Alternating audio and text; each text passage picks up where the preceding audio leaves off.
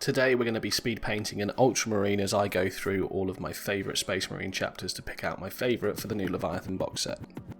Welcome to the channel, my name is Ollie, you're watching VoidSpace Alpha. So the first thing you're going to want to do is grab your miniature and give it a spray prime. I've gone for a matte black undercoat and then a sort of 45 degree from every direction zenithal highlight with Macrage blue. Now what that's going to do is leave the black in all the recesses, which will really help with giving the model some depth of field, but also give you that sort of typical Ultramarines blue, and we've got a pot of it here, so if we make any mistakes we can tidy up. But the first step we're going to do today is with Chronos blue, which is a dry paint. We're going to get some of that on our palette with our medium dry brush, I think I'm using here, yep, Citadel medium dry brush, and we're just going to give the entire model a quick dry brush of this paint. Now what that's going to do is it's going to leave it on all of the raised areas of the model and kind of just fake that highlight step straight away for us. Now with just a little paint on our brush, we're going to drag it up and down, back and forth all over the model, and what that's going to do is deposit the Chronos blue on all of the raised areas. If it gets a bit chalky on any of the armour panels, don't worry, we can come back with our Macrage blue out of the pot and tidy that up later. For the next step, you're going to want to brush with a good point on it, and we're going to move on to Mephiston red, and we're just going to very carefully, very precisely use this to dot in the red into the eye lenses. If you do make a mistake, don't worry about it, we're going to be cleaning up with our Macrage blue at a later stage. The next paint here is Black Templar contrast, and we're going to use this very carefully to block in all of the under armour and all of the black parts of any weapons they're carrying. Take your time with this, try and be accurate so that you can minimise the amount of tidy up you need to do later, but if you get it on some of the blue areas, it's not the end of the world. So far we have given the entire model a dry brush of Chronos blue, touched in all of the under armour and weapon casing with Black Templar, and touched in the eye lenses with Mephiston red, and you'll have something that looks a bit like this. The next step is to open up our Leadbelcher and block in all of the areas of metallic, so that's going to be the little flag on the front of the bolt gun if there is one, all of the metallic parts of the weapon, the vents on the backpack, that kind of thing. I think you'll agree at this stage it is actually starting to look like a painted Space Marine. The next step for us is to grab our weapon bronze by Army Painter. We're going to do the edges of the pauldrons, the chest eagle, and that little iconography on the front of the bolt gun. When you're doing the pauldrons, what you want to do is get a reasonable amount of paint on your brush, give it a couple of wipes on your palette, and use the edge of the brush, the side of the brush, just to drag it up and down the pauldron now. You might need to put 2 coats on this, I needed to put 2 coats on mine, I don't think my paint was mixed very well, but you will get a pretty good result. Now if you're like me, you're probably stressing about making loads of mistakes with the gold, and look, I've made loads of mistakes with the gold and the silver and the black so far, so don't worry, we are going to tidy up the model with Macrage blue at the end. Now you have to admit that gold is definitely the colour that makes it start looking like an Ultramarine, and usually there would only be 2 colours left, which would be Rackar Flesh and Screamer Pink, and we'd use these to base coat all of our purity seals, but this model doesn't have any, so we're going to skip on.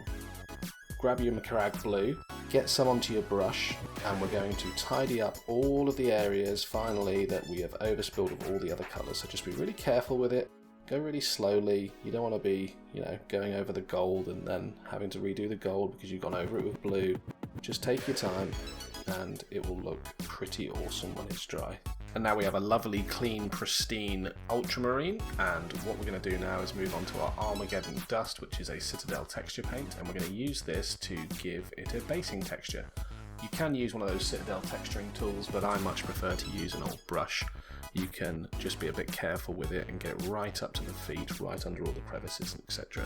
So yeah, do that, give it a nice good layer of this stuff, and then when that's done, just run your thumb around the rim of the base just to wipe off any of that sandy texture that's got onto the rim, because we're going to be painting the base rims black at the end. And leave it somewhere really warm to dry. I chuck mine in front of a radiator, but you can probably achieve the same effects if it's sunny outside, or if you've got like a space heater or something like that. Once it's all dry and set solid, you want to move on to your next dry brush paint, which is going to be Longbeard Grey. Now, do exactly the same as we did in the last step, get it worked into your bristles and then wipe off the vast majority of the paint, and we're just going to drag this all over the base just to give a bit of definition to all that raised sandy texture that we've just laid on it. And with the dry brushing of the base complete, we're going to move on to our Agrax Earthshade, and we're going to use this to shade the entirety of the model and the entirety of the base all in one go. What we're looking for here is to make sure it's not pooling in any one specific area, so if you do get like a really dark blob of Agrax Earthshade somewhere on the model, which is likely going to be the flat surfaces like the pauldrons, just move it around with your brush, put it on a different area of the model, keep working it into all those deep recesses, because that's what we want to do with this shade. That's what we're looking to achieve, is a really defined dark recess shade. Now, even when you've got a nice thin uniform coat of Agrax Earthshade all over the model, it will look awful. Just trust in the process, let it dry completely, and we'll come back and finish this model. Now, with the model completely dry of its Agrax Earthshade, it looks pretty sweet. So the last step is to grab your Abaddon Black, and we're just going to paint in the base rim of the model. Take it a bit easy and steady, you don't want to ruin anything at this stage. Make sure you don't paint any of the base by mistake. And yeah, once that's done, we're going to take the model away, give it a quick couple of coats of a spray matte varnish of choice. I think I'm using the Halfords spray matte varnish, and you'll end up with a model that looks like this. And I think you'll agree that for a sub 10 minute Ultramarine, this is absolutely a pass. I'm really happy with the basing scheme, I'm really happy with the gold, I'm really happy with the whole look and feel of it and everything. So I really hope you've enjoyed it. If you found it useful, please be sure to like, comment, share, subscribe down below. And yeah, I'll be posting a lot more Space Marine painting tutorials as I narrow down my choice for my chapter of, my chapter of choice for the Leviathan box set. Thanks for watching everyone. Take care. Bye.